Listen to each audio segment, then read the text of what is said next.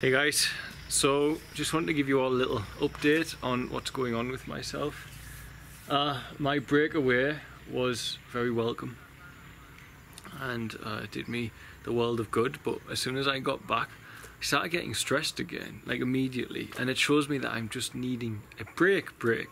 I don't need a few days away where I can forget my troubles and then come back, because when I come back it's too much.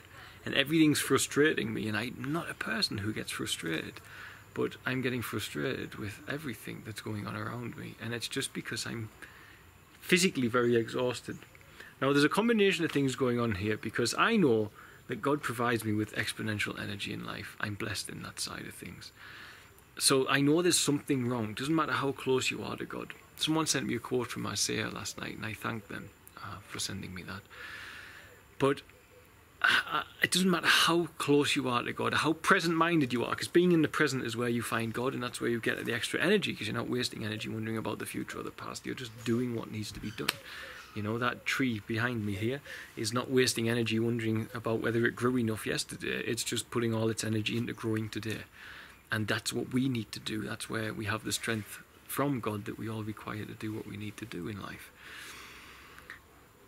I, however, am just tired unless I sleep a lot, and if I get an empty stomach, I noticed I start to get a very small feverish feeling, and this has led me to believe that I am infected with a parasite at the moment, and this is why I am feeling like I feel. Now, many people have lots of stuff to say about big pharma and modern medicine, but I can tell you now, when you have worms, which I've had before, and you take lots of different natural remedies and nothing happens, and then you take an over-the-counter medicine from a pharmacy and something happens immediately, then you welcome the over-the-counter medicines. However harsh they are in other parts of your body, I applaud modern medicine, and I constantly do. And people who say that all modern medicine is bad for you have not been out in the world. I'm sorry.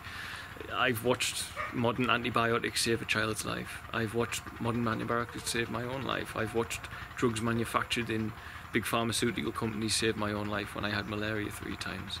And they are welcome. Believe me, you're very happy to take those drugs when the time comes. So this bogeyman of modern medicine is something that I don't adhere to. A lot of it needs investigating further, but a lot of it is a blessing.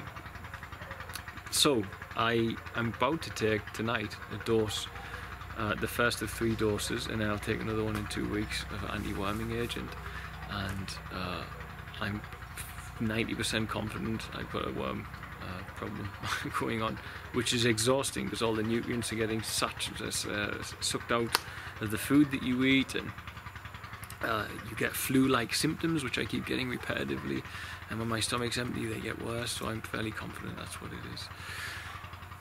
So this might explain my extra levels of exhaustion the last few months, that, and I am just a bit, strained with everything that's going on here naturally. But at the same time, I'm enthused by what's going on here. But God has slowed us down and put the brakes on a little bit for the sake of myself, is what I honestly, truly believe. Because we are still developing and expanding, and there's stuff going on behind the scenes that you guys, I haven't had a chance to show you. Making the daily vlog videos is quite tiring to edit them and to walk around with the camera and stuff. Sometimes you just want to get the job done without having to get the camera out and think about it. But I'm going to start keeping you a bit more updated, because there's some stuff going on you should know about. For instance, we had a closure notice on Angels Gate, the centre for the street involved boys. We subsequently had to move to a new property, and a very kind person who is in a position in life to be able to help in a bigger way up front, shall we say. So they told us if we ever needed anything to call them, and I called them and said the centre's going to be closed and I need to rent a new one. And I actually made a video about the centre that I've rented. I've rented a new centre in town, and when I first looked for a centre for the street involved children, I looked at this one, but unfortunately it had been rented by a project which was not very well researched and fell through, so I managed to take that centre again, which I originally wanted anyway to begin with, because it's a much better environment. So we are moving in on Tuesday, and we're very excited about moving in, and the boys are very excited about moving in. They won't have a room to themselves anymore, they'll have dormitories, but they're actually happy about it because they're all best of friends anyway now. So I've got that going on, and we're still doing one brick at a time is a fundraiser I'm going to launch soon, because I want to build our new children's home one brick at a time if that's what it's going to take. And behind the scenes, the money that came to us from last night at DJ Save My Life Foundation has built septic tanks and a sewage system for that house. You know, we have to start from scratch here. So we have built the sewage system. There's no house yet, obviously. There's no water or anything. But we said, let's do it one brick at a time. You know, what's the point in saving money in a bank account when we can save money in the construction work? And that's the way we're going to do it. So you don't have to see the whole staircase, just take the first step, and everything's plodding on as it needs to plod on. But I am not fully refreshed after our breakaway. I felt great because the day before we got the grillers, we drove 11 hours and someone else was driving, and I slept most of the way. Then I had a good night's sleep, and I said, well, obviously I've got a sleep deficit going on if I can do that. And I felt pretty good. Went to Rwanda, which was very harrowing and quite a powerful experience with the genocide, recent genocide there. And I'll do a video about that. But then came back here, and God gave me a very clear sign to say, don't go back there. And I ignored it. And I came back here, and I've been back 2 days. And it's just it is just too much. And tomorrow morning, I'm going to go away with Fritzy for just 2 nights. To a place that helps out with residents here when they need to get a break and stuff. So we're going away to take a little break, and it's right next to Arusha National Park. So we can go into the park for next to nothing because we're residents as well, and we'll have the car with us. So I'm going to go take another 48 hours to try and recharge and get myself more centered, and also hopefully get this deworming medication to do its job a bit.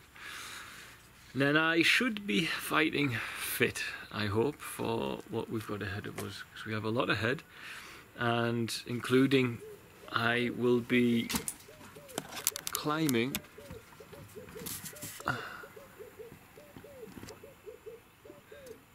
Kilimanjaro in, there we go.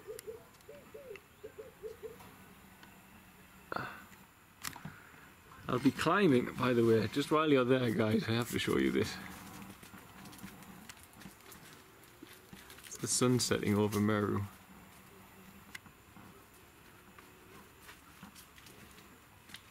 So, sorry to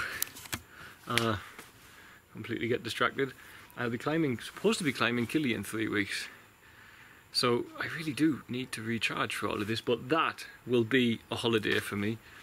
Yeah, it's going to be harrowing, and it's going to be, harrowing's not the word, it's going to be exhausting, it's going to be 8 days of climbing, but the exhaustion I am facing it's not physical as such. My body's tired, but it's coming from here, and I've never experienced this before. But it's definitely coming from my head, because I felt cool until I got back to Feathersdale, and seeing all the people, the faces, the need, the work,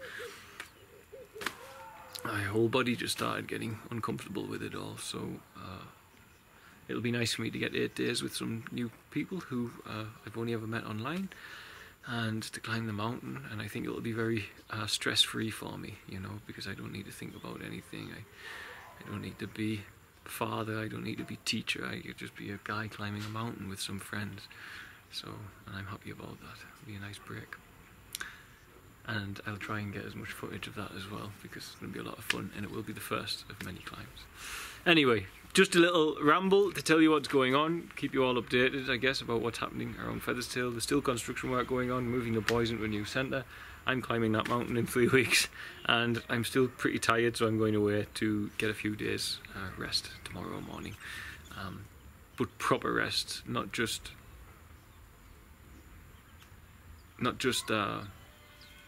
you know, a trip away from here, but a proper, sorry, this is ridiculous, but I'm very, very distracted. Very, very distracted. Because I just saw that. Oh dear me, honestly. This has got to be the worst video I've ever made to include a video of two little birds having sex, but nevertheless. Oh, I got a laugh or I'd cry, I think. So, anyway, slowly recovering, but you can see from here I'm still just super tired, so I'm gonna get off. Much love. Bye. I don't know if I'll upload this. In our lives, we all have pain, we all have sorrow, but if we are wise, we know that there's always tomorrow. Lean on me when you're not strong. I'll be your friend, and I'll help you carry on, for it won't be long till I'm gonna need somebody to lean on. So please swallow your pride. If I have things you